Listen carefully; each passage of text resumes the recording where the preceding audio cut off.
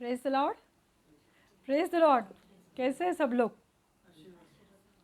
प्रभु की स्तुति हो। हम फिर एक बार यहाँ पे आए हैं। मेरे सब प्यारे प्यारे व्यूअर्स, मेरे सब सब्सक्राइबर्स के लिए मैं प्रभु को धन्यवाद देना चाहती हूँ। मैं आप सबको परमेश्वर के पवित्र हाथ में देना चाहती हूँ और परमेश्वर के पवित्र हुजूरी में मैं आप सबका सिस्टर रेवरेंड शर्मिला चोपड़े, मैं आप सबका तहे दिल से स्वागत करना चाहती हूँ मेरे यूट्यूब चैनल पे। आज जो भी वचन आप सुनेंगे, मैं विश्वास करती हूँ कि परमेश्वर आपको इस वचन के द्वारा छूने वाला है।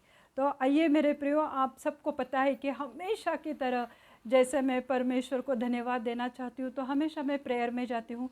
तो आज भी हम हमारा वचन शुरू करने के पहले प्रेयर में जाते हैं, फिर वचन देखते हैं। आइए हम अपने सर को झुकाएंगे, आंखें बंद करेंगे।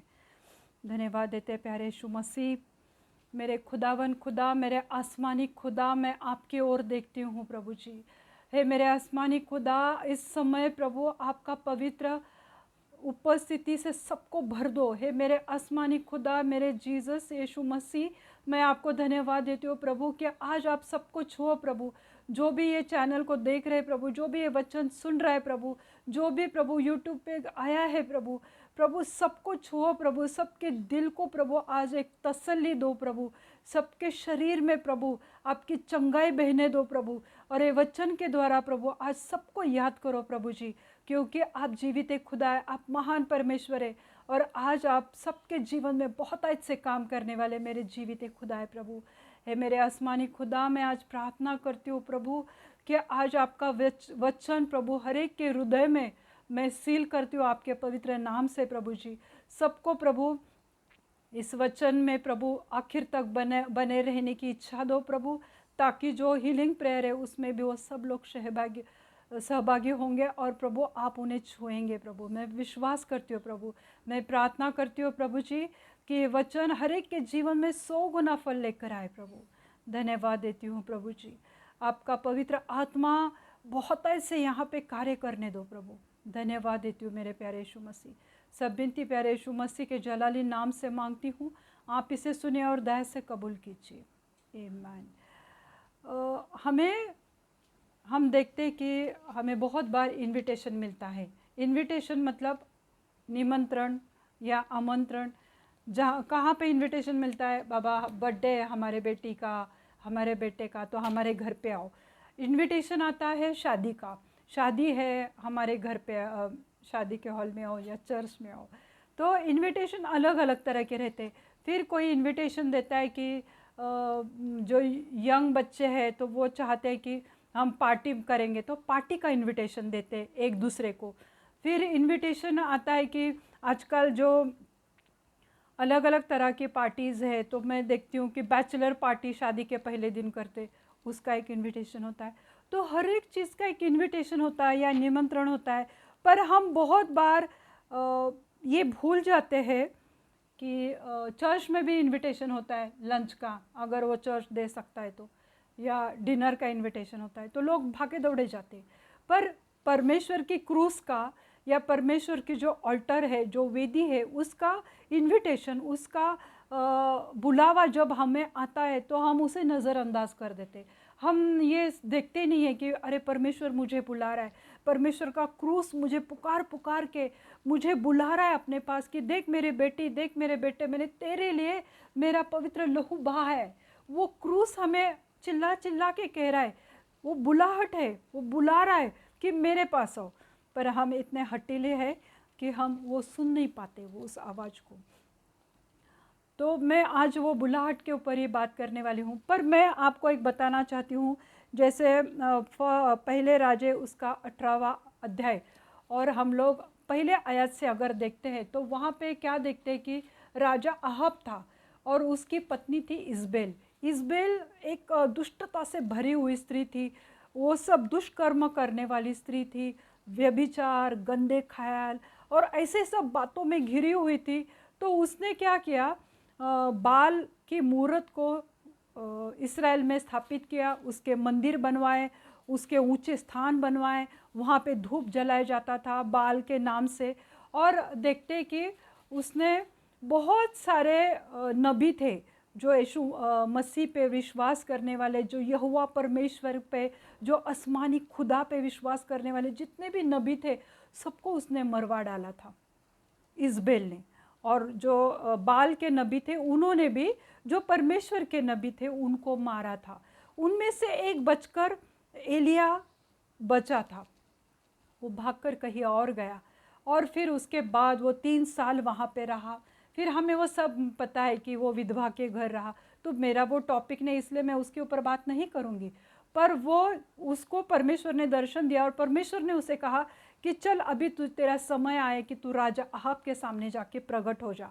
तो वो बोला ठीक है, क्योंकि उसकी पत्नी, अहाब की पत्नी एलिया को मारना चाहती थी, क्योंकि वो यहोवा का, आसमानी खुदा का, परमेश्वर का, अब्बा पिता का वो नबी था, भविष्यवक्ता था, प्रोफेट था।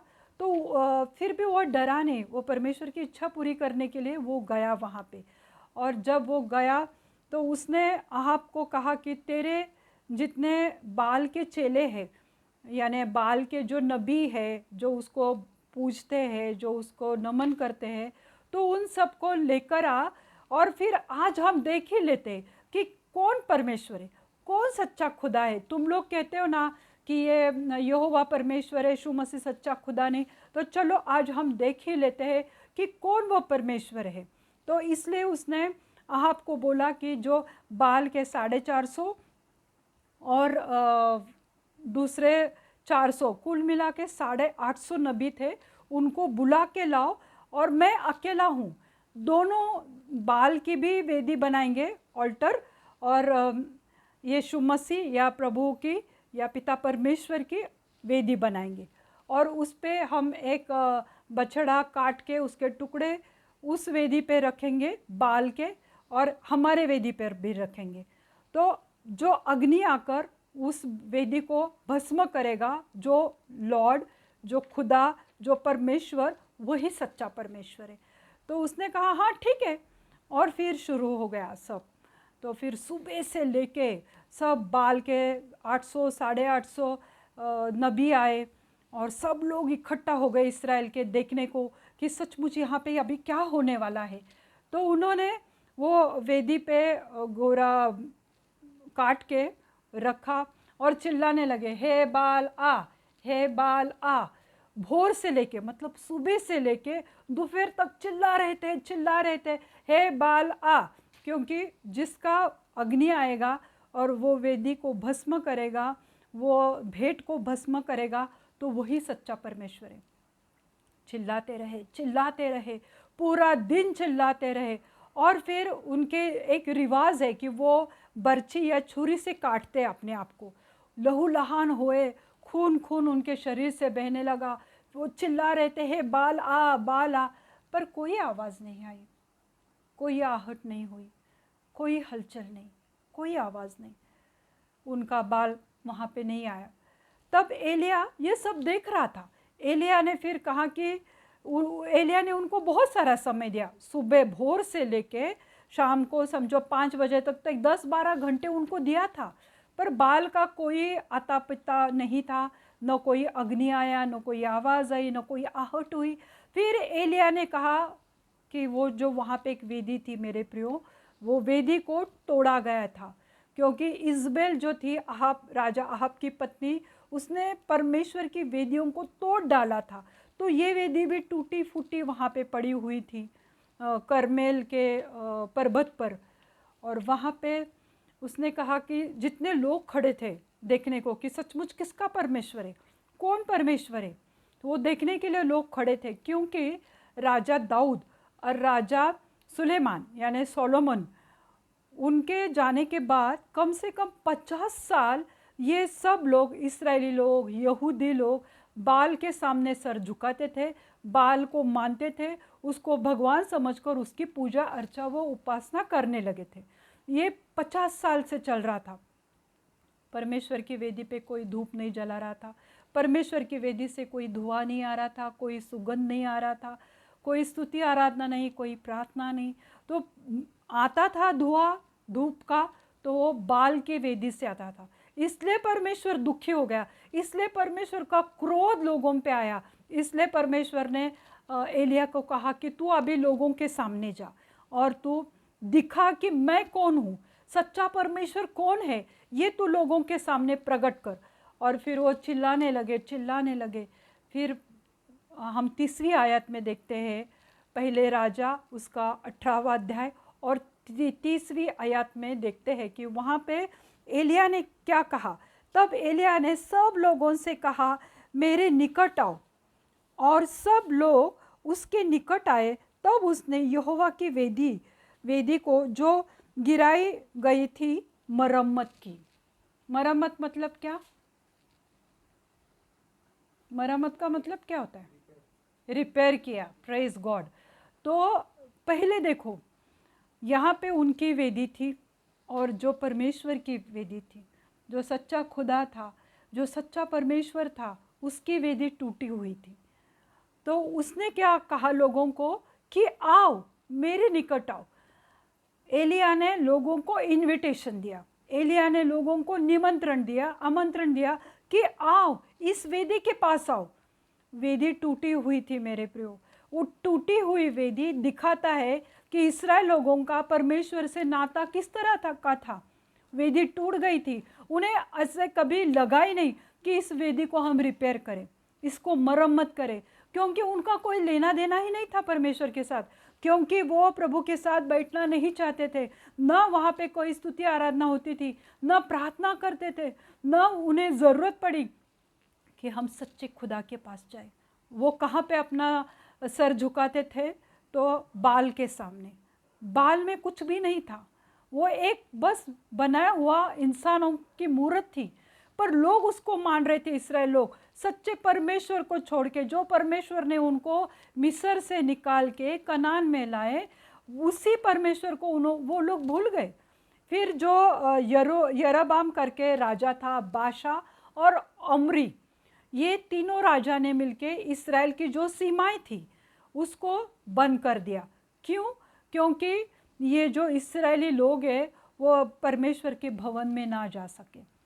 पर हम लोग भी एक कुछ ना कुछ ऑप्शन निकालते, कोई पर्याय निकालते हैं कि अगर हम परमेश्वर के भवन में नहीं जा रहे, तो जैसे मेरे प्रियो आज तुम यहाँ पे इकट्ठा है, तो ये भी परमेश्वर की वेदी है कि जहाँ पे परमेश्वर के नाम से 2 या 3 इकट्ठा होते हैं, वहाँ पे परमेश्वर महान रीति से आता है।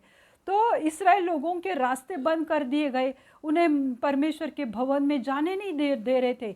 राजा यरोबाम, बाशा और ओमरी, इन्होंने इतना लोगों पे अत्याचार किया, उनको दुख दिया, और ऐसे हालातों में उन्होंने एक ऑप्शन निकाला, एक पर्याय निकाला, और इस्राएली लोगों ने वेदियाँ बनाना चालू कर दी।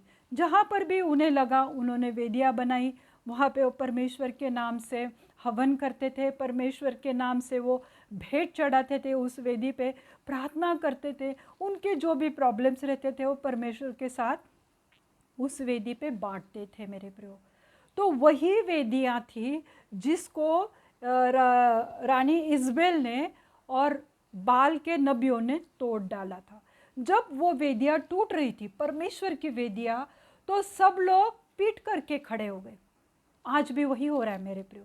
आज भी बहुत सारे जगह पे बहुत कुछ हो रहा है, पर लोगों ने आंखें मूंद करके बैठे, उन्हें कोई लेना देना नहीं है। उनका मन इतना घट हुआ है, इतना सख्त हुआ है, कठिन हुआ है कि उन्हें कोई फर्क नहीं पड़ता है। वैसा ही इस्राएल लोग भी कर रहे थे। उनके आंखों के सामने परमेश्वर की वेदियाँ टूट रही थी, पर उन्हें कोई लेना देना नहीं था। उन्होंने एक कॉम्प्रोमाइज़ किया। उन्होंने कॉम्प्रोमाइज़ किया कि हम बाल के सामने झुकेंगे, अगर परमेश्वर के नबियों को ये मार डाल रहे तो हमें भी मार सकते। तो इन्होंने कॉम्प्रोमाइज़ किया। आज लोग कॉम्प्रोमाइज़ कर रहे परमेश्वर के साथ, अपने खुद के जीवन के साथ, अपने परिवार के साथ।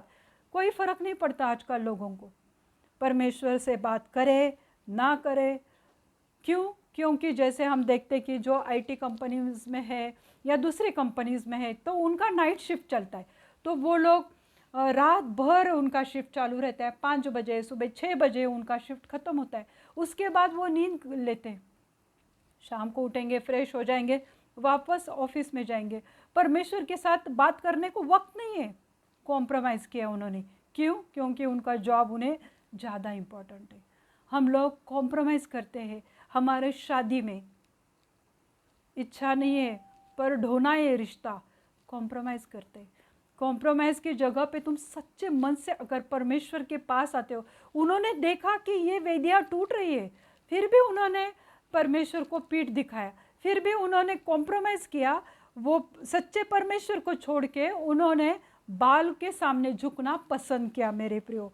तो हम देखते हैं कि परमेश्वर के लोगों ने सच्चे आराधक जो रहते हैं, जो आत्मा से और सच्चाई से परमेश्वर के सामने आते हैं, तो उन्होंने जो वेदियाँ बनाई थी वो वेदियाँ टूट गई थी मेरे प्रियो।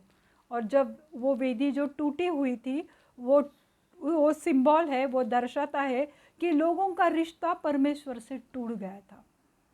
और जो एलिया ने चाहा कि उसकी मरम्मत करना, मरम्मत ये दिखाता है कि परमेश्वर से रिश्ता वापस रिस्टोर करना या रिपेयर करना। जो रिश्ता टूट गया मेरे प्रियो, आज हम लोगों का रिश्ता परमेश्वर से टूटा हुआ है। हम पूरे मन से, सच्चे मन से, पवित्रता से हम परमेश्वर के पास नहीं आते। ना हम कभी उपवास करते हैं, ना हम बाइबल पढ़ते हैं। पूरे मन से, सच्चे मन से जब प्रार्थना करेंगे, बाइबल पढ़ेंगे, तो कलाम हमसे बात करता है। पर जो रिश्ता टूटा हुआ है, जो वेदी टूटी हुई, वो ये दिखाता है कि परमेश्वर का, सच्चे खुदा का और इस्राएल लोगों का भी रिश्ता परमेश्वर के साथ टूट गया था। और ऐसे हालातों में हम देखते हैं कि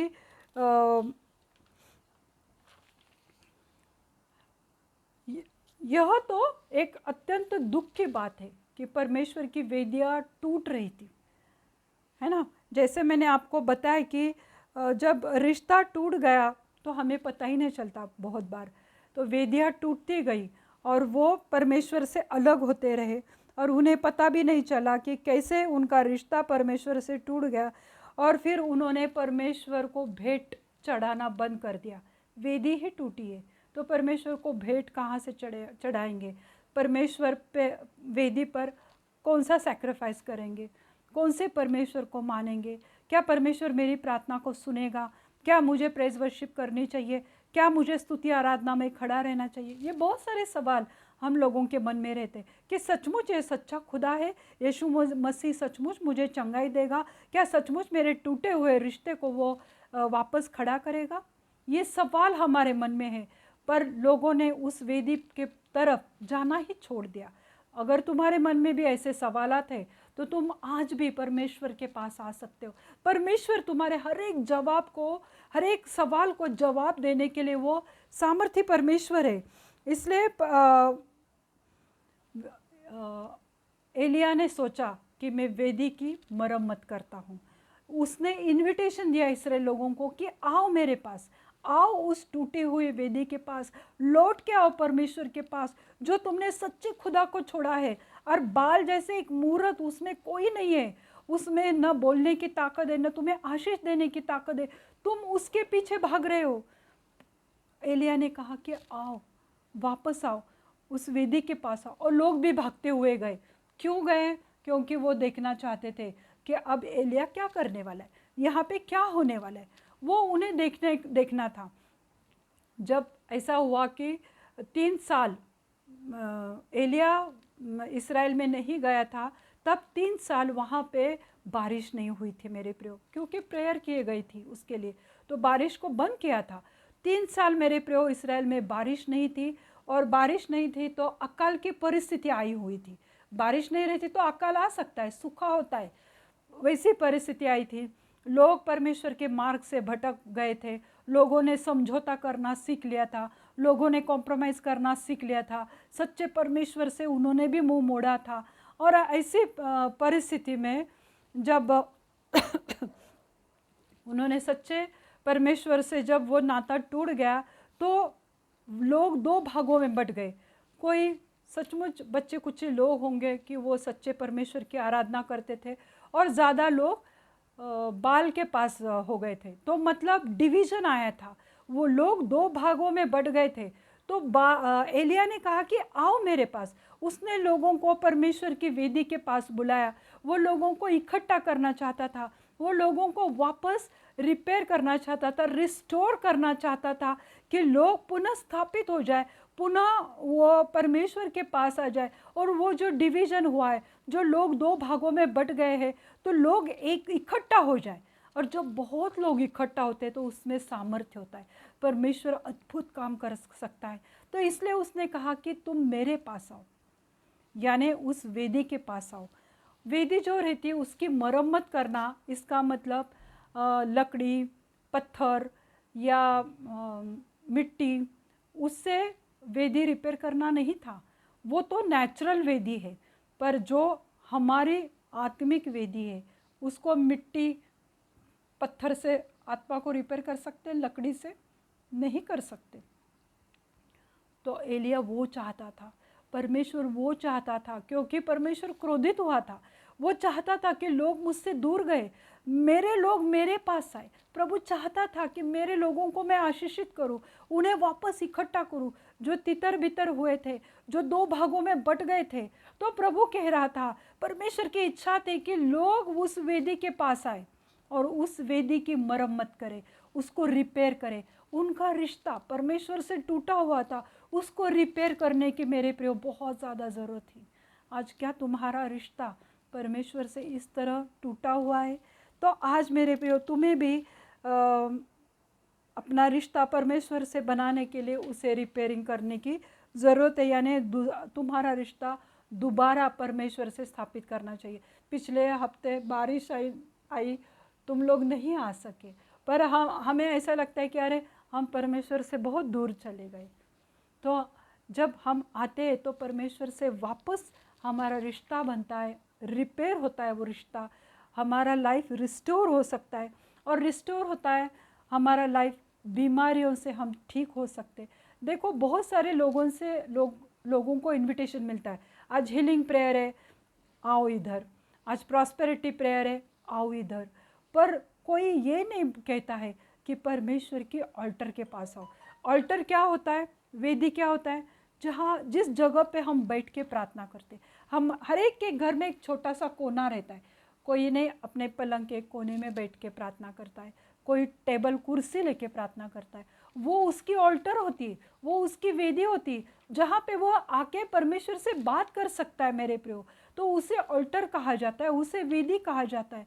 तो एलिया वही चाहता था कि लोग उस वेदी को मरम्मत करें, रिस्टोर करें, रिपेयर करें, परमेश्वर से अपना रिश्ता टूटा हुआ था उसे पुनः स्थापित करें या रिस्टोर करें। तो टूटी हुई वेदी, जैसे मैंने बोला आपको कि टूटा हुआ रिश्ता दिखाता है, और मरम्मत यानी हमारा रिश्ता परमेश्वर से दोबारा स्थापित करना या रिस्टोर करना, वही होता है। तो क्या हम परमेश्वर के सामने आने को तैयार है? सच्चे मन से, पूरे मन से, पूरे दिल से, पूरे आत्मा से। तो एलिया ने जब वो वेदी को उसने मरम्मत की, उसने उसको पहले बनाया, फिर उसने उसका सैक्रिफाइस उसके ऊपर रखा। तो वो वेदी बनाने के पहले उसने पूरे दिन अपनी खुद की तैयारी की। वो आत्मा से भर गया था। जब ये लोग चिल्ला रहे थे बाल आ, बाल आ, फिर कोई आहट नहीं हुई, कोई आवाज़ नहीं आया। उस समय एलिया अपनी तैयारी कर रहा था। 3 साल से एलिया तैयारी कर रहा था, और परमेश्वर का महान सामर्थ्य, परमेश्वर का प्रेजेंस लेके वो वेदी के पास आया था। क्या तुम तैयार हो परमेश्वर से मिलने के लिए? क्या तुम तैयारी करते हो कि मुझे आज चर्च जाना है, मुझे परमेश्वर का आशीष चाहिए? पूरे दिन से क्या तुम तैयार रहते हो? सैटरडे को तो सब लोगों को लगता है कि आज तो बस मज़ा करना है। लोग गंदी मूवीज़ देखते हैं सैटरडे को, गंदे गंदे जगह पे जाते, पब में जाते, शराब पीते, क्योंकि छुट्टी है। तो छुट्टी मनाना है तो कैसे मनाना? गंदी मूवीज़ देखकर मनाना, गंदे गंदे चीज़ें देखने का, पूरा दिन एक खूबसूरत लड़की के ख्यालों में डूबे रहना, एक टॉल हैंडसम लड़के के सोच में डूबे रहना। और फिर संडे को हम लोग चर्च में जाते हैं और चाहते हैं कि प्रभु हमसे इनकाउंटर करे, प्रभु हमारा आमना सामना हमारे साथ करे, हमें कुछ आशीष दे, कोई वरदान दे। कैसे प्रभु हमें देगा जब तुम्हारा मन शरीर के लालसाओं के पीछे है? तुम्हारे बॉयफ्रेंड के लिए पूरा दिन सोचते रहते हो, और परमेश्वर संडे को जाके चाहते हो कि प्रभु मुझे आशीषित करे, प्रभु मुझे प्रभु का और मेरा इनकाउंटर हो, आमना सामना हो, ये कैसे हो सकता है? तो तुम्हें जब वेदी के पास आते हो तो तुम्हें पहले अपने खुद की तैयारी करनी पड़ती है। तो क्या तुम तैयार हो? तो बहुत सारे चर्चेस में जग की बातें, वर्ल्ड की बातों को और चर्च को मिश्रित किया हुआ है, उनको एक किया हुआ है। तो जब चर्च का एक छाप रहता है, एक स्टैम्प रहता है, लोगों को दिखाना चाहिए कि हम जग से अलग हैं। पर बहुत बार चर्चेस में जग का स्टैम्प होता है, पर हमारा स्टैम्प लोगों के सामने या जग के ऊपर हम नहीं बनाते हैं।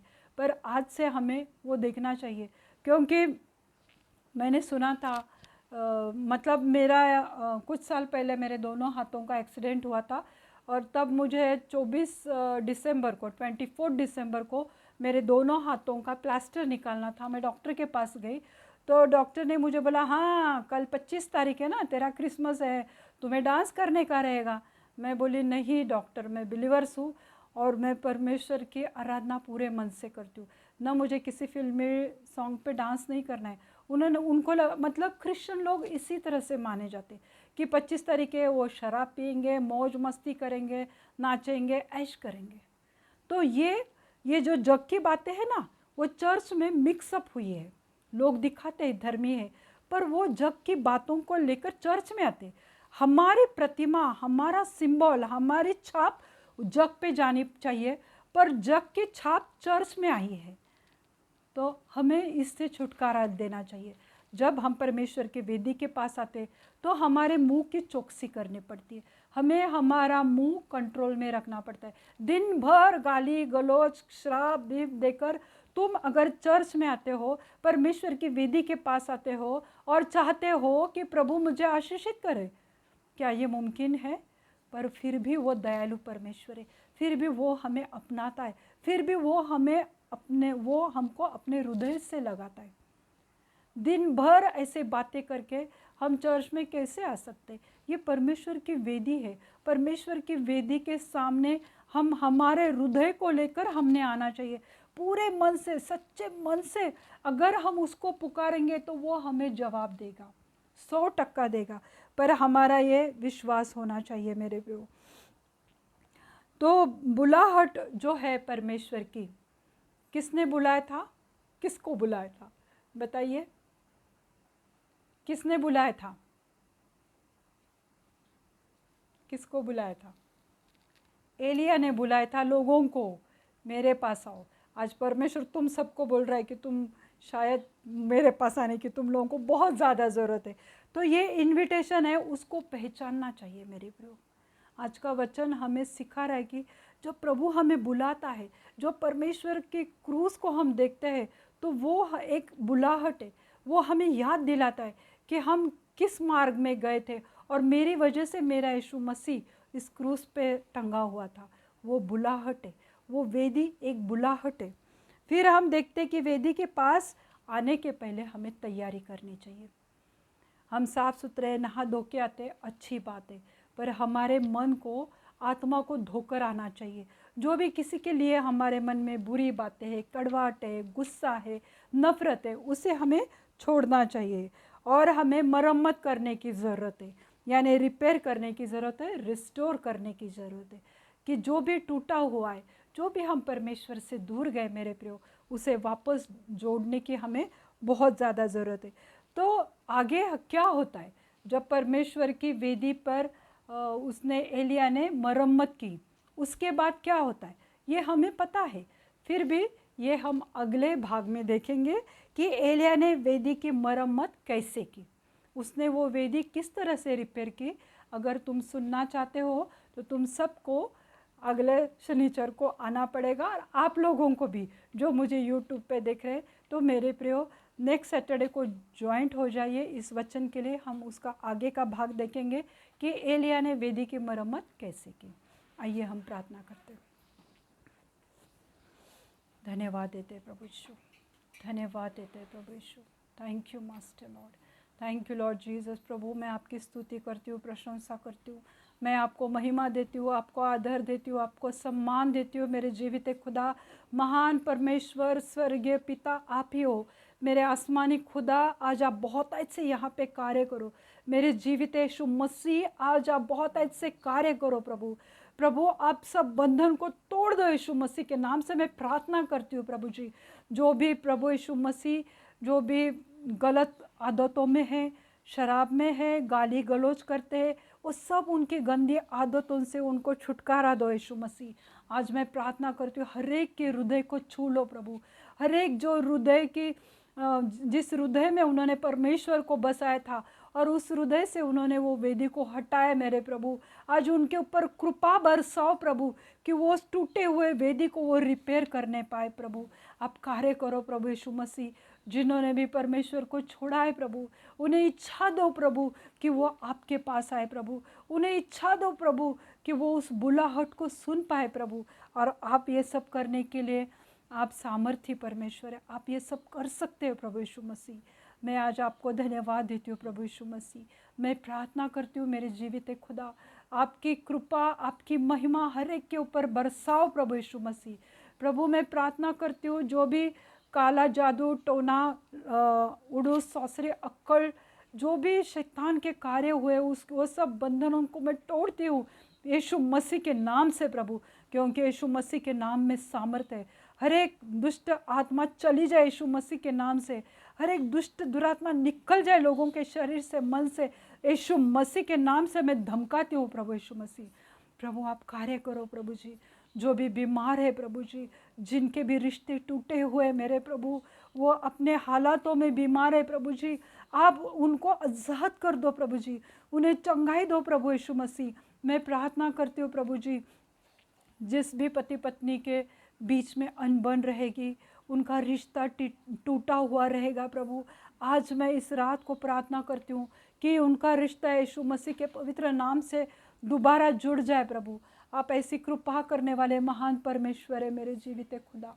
आज आप बहुत ऐसे कार्य करो प्रभु, आज लोगों के जीवन में उत्तर आओ प्रभु। उन जो भी लोग मुझे आज देख रहे प्रभु, उनके घरों में, उनके दिल में प्रभु आप उतर आओ, आप उनके हृदय में बस्ती करो प्रभु यीशु मसीह। प्रभु मैं प्रार्थना करती हूँ प्रभु जी कि जो भी स्त्रियों की जो भी प्रॉब्लम्स है प्रभु, जो भी वजाना की प्रॉब्लम है या यूट्रस की प्रॉब्लम है प्रभु, मैं उसको प्रभु यीशु मसीह के पवित्र हाथ में देती हूँ प्रभु। वो स्त्रियों को आपकी चंगाई से भर दो प्रभु जी, खून बहने की बीमारी से हर एक स्त्री को चंगाई दो प्रभु जी। कमजोरी के आत्मा को मैं डांटती हूँ यीशु मसीह के नाम से प्रभु। प्रभु मैं प्रार्थना करती हूँ, जितने भी बीमार है प्रभु जी, जो भी बिस्तर में पड़े हैं, जो भी वेंटिलेटर पे है प्रभु, जिनको भी ऑक्सीजन लगा है प्रभु, उनको सबको चंगाई दो प्रभु। सबको एक मौका दो प्रभु आपकी वेदी के पास आने का प्रभु। प्रभु जी मैं प्रार्थना करती हूँ मेरे जीवित खुदा कि जो भी टीबी के पेशेंट है प्रभु, जिनके भी शरीर में कमजोरी है प्रभु, उनको चंगाई दो प्रभु शु। प्रभु मैं प्रार्थना करती हूँ अर्थराइटिस के पेशेंट्स के लिए प्रभु, जिनके भी घुटने में प्रॉब्लम है, जिनके भी हाथों में, शोल्डर में, टेनिस एल्बो, उनके स्पॉन्डिलाइटिस में, फ्रोज़न शोल्डर, जहाँ का कहाँ भी प्रभु जॉइंट पेन है, मैं उसके लिए प्रार्थना करती हूँ प्रभु जी कि आपका पवित्र लहू में उनके ऊपर डालती हूँ प्रभु कि उनको चंगाई दो प्रभु। इसी वक्त हर एक घुटने के दर्द को निकाल दो यीशु मसीह के नाम से प्रभु। आप कार्य करने वाले महान परमेश्वर है प्रभु। प्रभु मैं प्रार्थना करती हूँ मेरे जीवित खुदा कि प्रभु जी जो भी कैंसर के पेशेंट है प्रभु, हर एक अलग अलग कैंसर है प्रभु यीशु मसीह, जो भी यूट्रस का कैंसर है, जो भी थैली का कैंसर है, ब्रेस्ट कैंसर है प्रभु, हर एक को प्रभु आप चंगाई दो प्रभु यीशु। प्रभु मैं प्रार्थना करती हूँ मेरे जीवित खुदा कि जो भी मिर्गी के पेशेंट है, जिनका भी ब्लड प्रेशर बढ़ा हुआ है प्रभु, उनको छुओ प्रभु जी। जो भी डायबिटीज़ शुगर के पेशेंट है प्रभु, उनका डायबिटीज़, उनका शुगर नॉर्मल होने दो यीशु मसीह के नाम से प्रभु। सब लोगों को प्रभु मैं आपके पवित्र हाथ में दे रही हूँ। जो भी आज देख रहे, जो भी सुन रहे, जो भी जितने भी यहाँ पे जुड़े हुए, सबको छुओ प्रभु, सबको आज़ाद करो, सबको चंगाई दो प्रभु। प्रभु मैं प्रार्थना करती हूँ प्रभु जी कि जो भी लेडीज़ अपने बच्चे के लिए एक्सपेक्ट कर रही है प्रभु, उस गोद को प्रभु आप छुओ प्रभु, क्योंकि आपको पता है कि वो बच्चा किस रीति से बनने वाला है। आपकी नज़र उस बच्चे पे रहती है। मेरे जीवित खुदा, वो पति पत्नी को छुओ, अगर उनमें कोई कमी घटी है तो उसे निकाल दो प्रभु, और उन्हें अच्छे तंदुरुस्त बच्चे से, हेल्दी बच्चे से आशीषित करो प्रभु।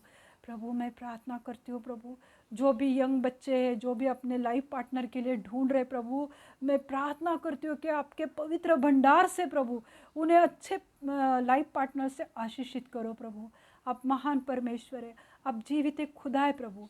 प्रभु मैं प्रार्थना करती हूँ जिनके भी जॉब चले गए प्रभु, जिनके भी प्रभु बिजनेस में प्रॉब्लम हुई है प्रभु, आज उन घरों में आपका पवित्र आशीष आने दो प्रभु। उनके वो लोगों को जॉब से आशीषित करो प्रभु, उनके बिजनेस में प्रभु आप कार्य करो प्रभु। जो बिजनेस बंद पड़ा है, जो टूटा हुआ है प्रभु, उसको आप मरम्मत करो प्रभु, और वो बिजनेस को रिस्टोर करो मेरे प्यारे यीशु मसीह। प्रभु मैं प्रार्थना करती हूँ जो भी कर्जे की आत्मा है उसको मैं डांटती हूँ यीशु मसीह के नाम से प्रभु। प्रभु ये कर्जे की आत्मा आपकी तरफ से नहीं है प्रभु। प्रभु आप उन घरों में कार्य करो प्रभु, और वो सब कर्जे की आत्मा, बीमारी की आत्मा, पैसे की तंगी की आत्माओं को मैं डांटती हूँ यीशु मसीह के नाम से प्रभु। लोगों को इच्छा दो कि वो आपके वेदी के पास आएंगे, आपके क्रूस की तरफ अपनी नज़र उठाएंगे प्रभु। आप कार्य करो मेरे जीवित खुदा, और लोगों को प्रभु आपकी चंगाई से भर दो प्रभु। वो सब कर्जे की दुरात्मा को मैं डांटती हूँ यीशु मसीह के नाम से प्रभु। इसी वक्त प्रभु आप उनके जीवन में कार्य करो प्रभु यीशु मसीह। प्रभु मैं प्रार्थना करती हूँ प्रभु यीशु मसीह, जिनके भी पेट में दर्द है प्रभु यीशु मसीह, आप उस दर्द को निकाल दो प्रभु जी। जो भी डाइजेशन की प्रॉब्लम है वो सब निकाल दो प्रभु यीशु मसीह। प्रभु जिनके भी हार्ट में ब्लॉकेजेस है प्रभु, वो सब ब्लॉकेजेस खुल जाए यीशु मसीह के नाम से प्रभु जी। प्रभु जी लोगों के हार्ट को प्रभु, उनका हार्ट अच्छे से चलने दो प्रभु यीशु मसीह। जिसको भी जो भी बीमारियों की चंगाई की आवश्यकता है प्रभु, उनको आपकी चंगाई से भरो। कोरोना वायरस के पेशेंट्स को भी चंगाई दो प्रभु यीशु मसीह। हर एक छोटे बच्चों को आपके पवित्र लहू से ढक देती हो प्रभु, उन्हें सुरक्षित रखो प्रभु, उनके ऊपर कोई आँच ना आने दो प्रभु, क्योंकि आप बच्चों से बहुत प्यार करते हो प्रभु। मैं आपको धन्यवाद देती हूँ प्रभु यीशु मसीह। प्रभु मैं विश्वास करती हूँ प्रभु यीशु मसीह कि आपने इस प्रार्थना को सुना है प्रभु।